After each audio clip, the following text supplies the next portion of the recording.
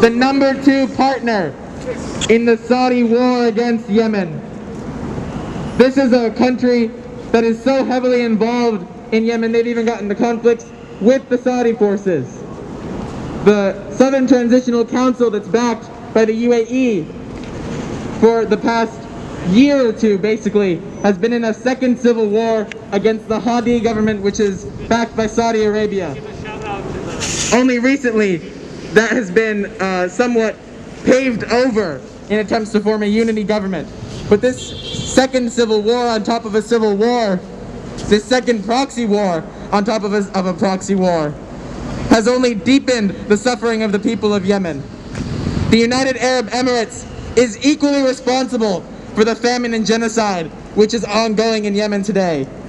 And we have to stand upright and oppose them and oppose their maneuvers in the region too, and oppose efforts by the US to continue a relationship, especially a military relationship, with the UAE.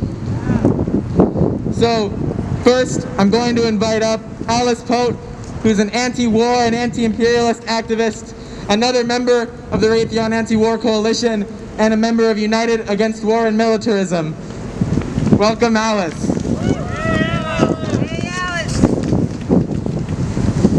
Oh, thank you, Chance. Very happy to be here. This is actually our second time protesting here. The last time we had a security guard from the building come out and kick our speaker in an attempt to make us leave. We're here in a bit more strength this time, so hopefully they won't try something like that again, but I wouldn't put it past them, so we should be ready. Yeah, thanks also, Chance, for introducing some of what's going on with the UAE. I think it's really important that we come here, and it's not just because there's no Saudi consulate in Boston that we come out to the UAE consulate as well. It's because Saudi Arabia really gets a lot of focus in the war in Yemen, and rightly so. Saudi Arabia is possibly the most reactionary country on the face of the planet today. They're carrying out this devastating bombing campaign, and they have a very long history of essentially treating Yemen like their backyard, a place where they can do whatever they want, regardless of the interests or the desires or the will of the Yemeni people. But the UAE is also really, really heavily involved in the current suffering and devastation of Yemen. There's some pretty astonishing statistics that get at it. You know, the UAE sort of officially announced this pullout of the coalition. They're still nominally a part of it, but they don't really participate in the air war anymore. But they have over 90,000 troops whose salaries they pay and who they arm, who are active in Yemen. As Chance mentioned, as part of the Southern Transitional Council, I think is the full name. So what's really going on here, actually? You know, Saudi Arabia and the UAE, ostensibly allies, are at loggerheads in Yemen in terms of what their forces are fighting each other at times and things like that. So I think if we look at the situation, what we see is actually going on is that the powers of the region and the powers of the world are working to actually potentially carve up Yemen, to turn it into their own little fiefdom where they get to act and do what they want. This is not for the Yemeni people, obviously. So I think it's very fitting, given the role that the UAE is playing and has played, that we come out here and we show our opposition to their role in the war in Yemen too. And we don't let it just fall on Saudi Arabia, because this is important as well.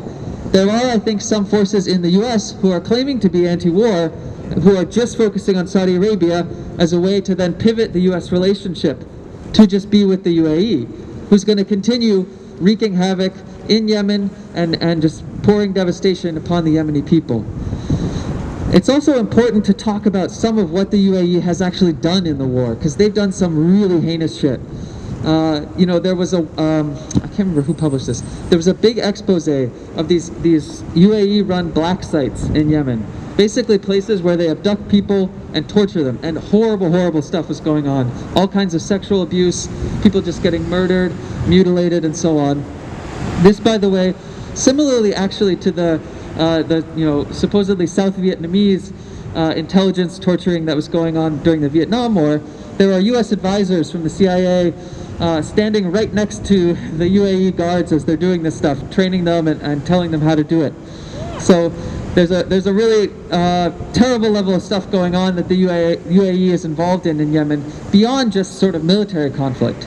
They're also surveilling activists. They've murdered activists who are known for speaking out, journalists, and so on. So it's important that we be out here and we come out and we stand in solidarity with the people of Yemen, and we say that we don't want a future for Yemen where any of these foreign powers get to dictate what goes on in Yemen. That it should really be the Yemeni people who decide, because it's their country, they have that basic right. And the UAE, Saudi Arabia, the United States, France, Germany, all these powers, they are not for the Yemeni people. They are just there to try to carve up the country. They're trying to dominate the people of Yemen financially, socially, politically.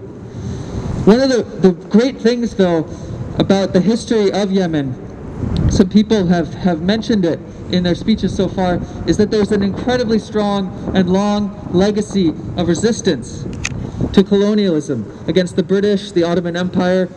A friend of mine even looked up and found that there was strong resistance to the Roman Empire in Yemen. So that's how far the roots of that go. So I think the situation is really dire. The situation is very bad for a lot of people, the statistics about famine and so on. But there is also a bright thing to look at, a spark of hope, which is the resistance of the people. That's the force that can actually change the situation. Because sometimes we can get caught in a logic where we actually think that the only possibility for things to happen in the world is for one or the other of these so-called great powers to decide what's going to happen for the people. And oh, maybe China will be slightly more just than the United States when it's the #1 world bully. But I think that that's a really faulty piece of logic, because there is another possibility, actually. There's the path of the people's resistance, the people's interests, people actually fighting to oppose this horrible logic of lesser evilism, of picking the smaller oppressor, of saying, well, you know, like what did Malcolm X say? You can't push the knife in 12 inches, pull it out 6, and call that progress. You got to actually take it out, heal the wound. I'm paraphrasing, but something along that lines. And that's really what needs to happen in the case of Yemen. All the foreign powers need to get out. It's not their fucking business what's going on there. That's for the Yemeni people to decide. Yeah, that's most of what I got to say. Oh, one more point. This should not be a fucking surprise from the country that just stabbed the Palestinian people in the back by normalizing relations with Israel, along with a series of other reactionary Arab countries like Morocco and so on. Anyway, end the war in Yemen. Hi, I just want to make a really quick plug to remind you all that we have to call Joe Biden today. The number is 202-456-1111. Susan, is that in addition to having sent an email? You can do it all. The more the better. They need to hear from us. Because most politicians, what do? They like to lick their finger and put it up in the air and see which way the wind is blowing. We are the wind. So if we want them to change these brutal policies, we need to make some noise, we need to make some demands, and we need to do it today. Our next speaker is one of the key members of the Raytheon Anti-War Coalition and Campaign. I believe we may have met right here at this spot. So I think it's appropriate that I'm introducing him today. Without any further ado, from United Against War and Militarism, Ryan Costello. Thank you, Brian, and thank you all for being out here today. We're facing a pretty dire situation in the U.S. anti-war movement, not nearly as dire as the people of Yemen, but I think we have a long way to go here in building up the anti-war movement and building up our solidarity with the people of Yemen and the people of the world. Because each year the U.S., as you all know, conducts, or hopefully all know, conducts military operations in somewhere north of 150 countries. This is an empire that we live in. Even though many of those countries are nominally not territory of the U.S. Government, politicians from both parties, the military, the big corporations, they treat those countries as their backyard, and they treat the people there as disposable. And nowhere is that more obvious than Yemen. But we face a question. how do we actually build up the power of the people here in the U.S. to support the power of the people in Yemen? How do we build up an anti-war movement that can really have some power as it did, say, back in the 60s and 70s? Well, the founder of the Black Panther Party, Huey P. Newton, he said often, power is the ability to define and control phenomena. I'll say it again. Power is the ability to define and control phenomena. So we need to understand, first of all, what's actually going on. The anti-war movement repeatedly in this country has been fooled by Democratic politicians who make promises. Obama came into office promising a lot and delivered nothing. What did he do? He continued and escalated all of George Bush's policies. The war in Iraq and Afghanistan. You know, with Afghanistan, he leaked to the press, oh, the generals want me to send 100,000 more troops for the surge, to make it seem like he was restrained in only sending 30,000 more. So when Biden promises that he's going to come in and end this war, we should see it as a lie. It is. You know, Biden was involved in ending the war in Iraq with Obama. He helped Obama pioneer the strategy called, Biden, you know, he's a noted wordsmith, very eloquent. He said, counterterrorism plus, which was the U.S. strategy. How did they control Iraq without having so many troops there? How did they control Iraq without really having to worry so much about governing? You know what the strategy was? Drone strikes, and more drone strikes. That's the end of the war that Biden's talking about for Yemen. You know, being allied with Saudi Arabia, it looks bad now. You know, MBS is clearly incompetent. This war, which was supposed to be a decisive storm, has been anything but that. And politicians saying, how do we best secure and continue and guarantee the continued dominance of U.S. foreign policy and corporate interest in Yemen and the region? So is it with an alliance with the Saudis? Maybe, maybe not. Is it alliance with the UAE? Maybe, maybe not. Is it reconciling with the Houthis as part of a larger deal to de-escalate stuff with Iran and kind of bring them more into the U.S. corporate fold? Maybe, maybe not. These things are being debated. When we saw the War Powers Act passed, that was not really going to end the U.S. involvement in the war in Yemen. It was going to end aspects of it, while continuing U.S. counterterrorism operations, while continuing U.S. arms sales.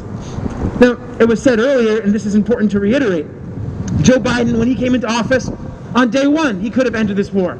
Executive order. The U.S. has concentrated so much power in the executive branch that he could have just done it, just like that. I was talking to Danny Sherson when he was here in Boston a while back at a rally for Chelsea Manning, and he was saying, we don't live in a democracy, we live in an empire. We don't have a president, we have an emperor. He was being metaphorical, but he was also being direct and literal. That's how much power is in the hands of the president these days. Instead, what sort of executive orders did Biden sign? Well, I'll give you one example, which captures, I think, a lot of what he's really about. He signed an order actually extending and expanding some of Trump's America First policies, made in America, so on and so forth. So I think we really have to cast aside illusions about Joe Biden and the Democratic Party. There's no hope for the Yemeni people and us believing that they're going to end this war. The principal hope is with the people of Yemen. The principal hope is with the people of Yemen. But we have a role to play here too. But if we want to play that role effectively, if we want to not waste our time and spin wheels like a truck stuck in the sand, then we need to clearly understand the dynamics, the shifting strategy that's emerging amongst the U.S. elite. The UAE and Saudi Arabia, their forces actually were fighting each other not so long ago in Yemen, and they'll go back and forth fighting as they figure out who's going to parcel and partition Yemen. The U.S. military involvement in Yemen goes back to the JFK administration, as was said earlier. The first drone strike, U.S. drone strike in Yemen was not in 2015, it was in 2002. The great historian and philosopher of war, Karl von Clausewitz, once said, war is a continuation of politics by other means. This war in Yemen is a continuation of U.S. policy towards Yemen going back decades. This war is about subduing the resistance of the people in Yemen, which began to really escalate out of U.S. and Saudi control and their puppet Saleh in 2011 during the Arab Spring, and continued to grow. And when, as was mentioned, when the IMF tried to force austerity debt measures down to the people's throats in Yemen, they fought back and rose up in 2014. And so what we're really talking about here is a continuation of the problems. Going back to the situation that existed in Yemen before this war would be better, but still unacceptable. This term self-determination does not just mean an end of the war in Yemen. It means real freedom for the people of Yemen to decide their own destiny. Earlier, it was when we had the Irish Potato Famine Memorial, the misnamed Irish Potato Famine Memorial. We heard about how the British created a conscious policy to starve the people of Ireland. Well, this is basically the logical continuation of a conscious policy to loot Yemen. Because the reason why Yemen doesn't produce so much of its own food, why it's so dependent on imports, is because of a whole bunch of imperialist and neoliberal policies aimed at looting Yemen and keeping it poor. So when we're out here today and we go forward, I urge us to cast aside illusions about the Democrats and the Republicans and the government here in general, to see clearly that the interests of the U.S. government are to secure the interests of U.S. corporations and the U.S. elite around the world as they plunder and pillage to rake in more billions. And if a few million people in Yemen or a few 10 millions of people around the world starve to death, they don't care. Quite frankly, for them, that's a minor cost to pay for their continued enrichment. Only by believing in the people and really seeing them as the way forward, both in Yemen and here, can we ever hope to have real victories. Power to the people and end the war in Yemen.